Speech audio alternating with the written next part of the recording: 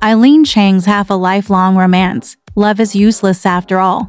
The novels written by Zhang Ailing always have a magical power that makes people put it down and leave them with an endless aftertaste.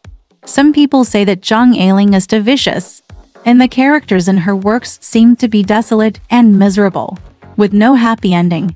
But if you read Zhang Ailing after you have some life experience, you will be able to understand where this sadness comes from.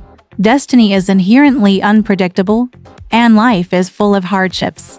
Where can there be so many stories of happiness and joy? Wang Xiaobo once commented on Zhang Ailing. What is extraordinary about Zhang Ailing's novels is that she has a profound understanding of women's lives. In her books, the emotions of the heroine seem to be natural, without any artificiality or violation. The most disappointing thing is her novel Half-Life. In the book, pairs of lovers are separated in the crowd for various reasons. They clearly have love in their hearts, but they cannot stay together forever, and they end up with a half-life. Edge 1. The story in the book unfolds from a pair of sisters of the Gu family. The Gu family, whose family was in decline, was already having a hard time, and the death of Gu's father made the family even worse. As the eldest sister, Manlu has no choice but to take on the important task of making money to support her younger brothers and sisters. However, making big money is not easy. In the end, Manlu made a sacrifice, cancelled her marriage, and chose to be a dancer. Manlu, who was fair-skinned, beautiful, and enchanting, soon became famous in the dancing circle. She was favored by wealthy businessmen and young men, and naturally made a lot of money for her family. When Manlu turned 30, the market situation was deteriorating. In order to seize the last glory, she eagerly married the upstart Zhu Hongkai. After marriage, she lived in a villa and became the rich wife she dreamed of. But despite her shining appearance, she was also suffering because Zhu Hongkai was away from home almost all day, attracting bees and butterflies outside, and his treatment of her was not as good as before. Once, Manlu's previous marriage partner Zhen came to Shanghai for business and stayed at Gu's house temporarily. But when Zhen came to Shanghai this time, she saw the already slim Manzan, and learned that she worked 3 jobs to support her family. She admired her so much that she instantly transferred her love for Manlu to Manzan. When Manlu heard that he had not married for so many years, her heart was filled with ripples. She thought to herself that Zhen was deeply affectionate for her. Perhaps to reminisce about the past, Manlu specially wore her previous purple cheongsam to see Zhen. After a conversation, she found that Zhen had no longer been in love with her, but was very interested in her sister Manzan. Coincidentally, Manlu heard her mother's plan to let Manzan marry Zhen. This made Manlu resentful. All the thoughts she had had for many years were shattered by them. She thought bitterly, if it hadn't been for this family, she would have married Zhen long ago and lived a peaceful and stable life. On the other hand, her sister Manzan could study, go to work, and fall in love innocently. The more Manlu thought about it, the more unbalanced she felt. Why is it that since she is the daughter of the Gu family, she will sell herself out and live in ashes, while her sister can live a stable life? Human nature is very scary.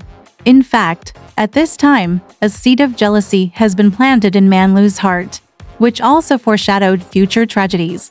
2. Manzan and Zhen are the couple most written about in the book. They were colleagues, and Manzan's positive, optimistic, and cheerful personality attracted Zhen. Later, they gradually fell in love. Zhen's family is in Nanjing, and his father's generation has business and property. So he is a wealthy young man with a strong family background. However, he wanted to get rid of his old-fashioned father, so he worked hard in Shanghai alone. Although Manzan's family is poor and her sister is a dancer, she is not cowardly at all and is willing to use her own hard work to change the family's situation. Although she works 3 jobs every day to support her family, she is still full of energy and has no complaints about others. Perhaps it is precisely because of this that Zhen's love for her is so firm. After all, he has always been surrounded by spoiled rich ladies, so naturally he does not have Manzan's strong and independent charm. His relationship with Manzan was pure and innocent. Zhen felt sorry for Manzhen's hard work in raising a family and wanted to marry her early to lighten her burden. Manzhen also liked Zhen's gentleness and understanding, but Manzhen kept his younger brothers in mind and always wanted to make more contributions to the family and talk about marriage later. Every time, Manzhen has to wait for her to finish her day's work before Zhen can meet her. They just get together to chat for a few words, but such a day is beautiful enough. Because although the love between the two is not vigorous, it is in each other's hearts. They all think about the end of the world. Their love does not belong to the right family in a secular sense, and it crosses classes. Even without the drama of Manlu imprisoning Manzhen, marriage might not be possible as expected. But things are often like this. The more you never get, the more beautiful and unforgettable it is. The relationship between Manzhen and Zhen was passively interrupted. Manlu, who married Shu Hui and Cuizhi, was not happy because she could no longer raise children and was getting older. Shu Hui and Cuizhi became more and more indifferent to her. However, Shu Hui and Cuizhi was obsessed with the young Manzhen and kept encouraging Manlu to help him and take Manzhen into his home. Fortunately, the two sisters had someone to take care of them. Shu Hui and Cuizhi's words may not persuade Manlu. The only thing that makes Manlu make up her mind is her own inner jealousy and resentment. "I'm the same person as you, the same two sisters. Why do I have to be so close to each other? And you are so noble." This is the real reason why Manlu poisoned her own sister. So, on a dark and windy night, Manlu deceived Manzhen into her home and imprisoned her in a small dark room. Shu Hui and Cuizhi abused Manzhen in this way. This sister, who had always been loyal to her family, turned into a poisonous woman with a heart like a snake. Zhen couldn't find Manzhen, and his heart felt like an ant on a hot pot. Finally, he found Manlu and inquired about Manzhen. But Manlu used a good strategy to mislead Zhen into saying that Manzhen had married Zhen. This directly made Zhen lose his mind and put an end to his desire to continue looking for Manzhen. How could he know that in a corner of this villa, Manzhen was covered in scars and was undergoing hellish torture? Tomorrow, across the mountains, the world will be confused.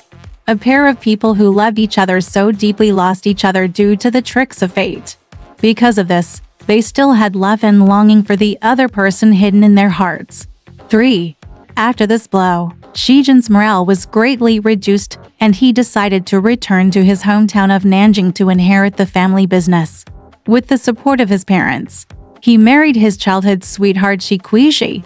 They have known each other since they were children, and they are of the same family.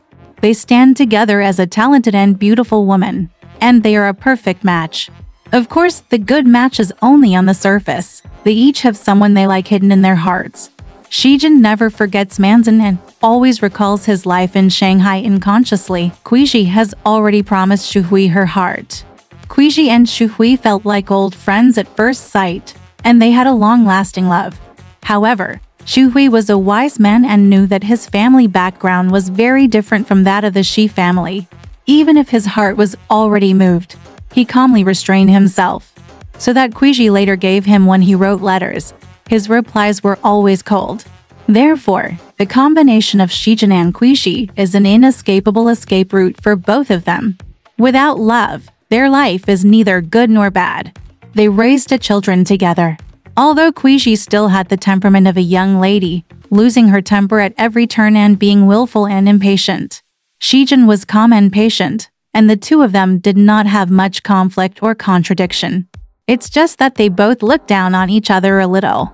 They always compare each other with the person in their hearts, and the more they compare, the more melancholy they become. Zhen misses Manzhen's gentleness and charm, and Cuizhi misses Shu Hui's suaveness. They seem like a perfect couple to outsiders, but in fact they have been in the same bed since the beginning. While Zhen was living a peaceful married life, Manzhen's life in Shanghai was even more difficult to describe. She was raped by Shu Hui and Cuizhi, became pregnant, and later gave birth to a son. She felt that she had no face to see anyone, so she went to teach in a remote school, completely breaking away from her past. Later, her sister Manlu died of illness, and Manzhen actually agreed to marry Shu Hui and Cuizhi for the sake of her son.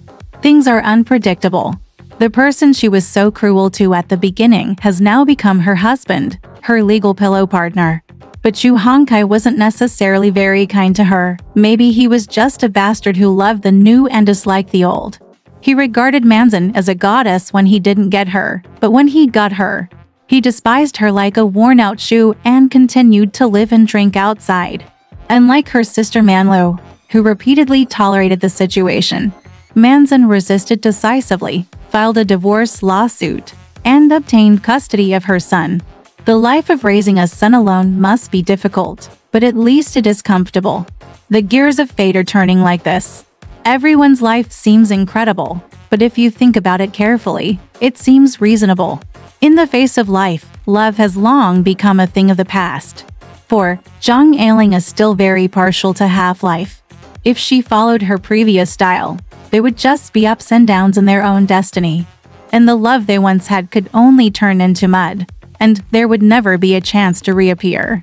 But Zhang Ailing gave these crazy men and resentful women a chance to meet again. After more than 10 years, Manzin and Zhen met again on the street, and Cuizhi also met Shu Hui, who had returned from abroad.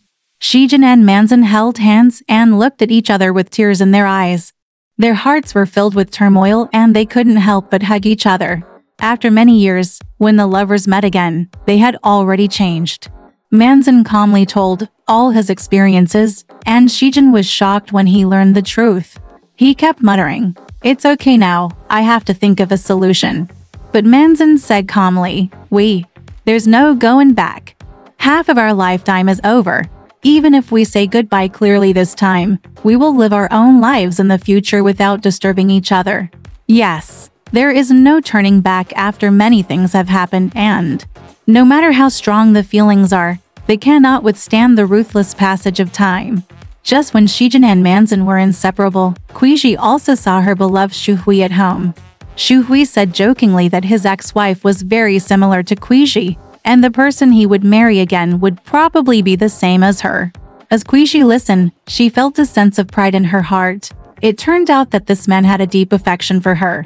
The story ends here. After reuniting, they all said goodbye to their past selves. No matter how many regrets they have, no one can go back to the past, and life must always move forward.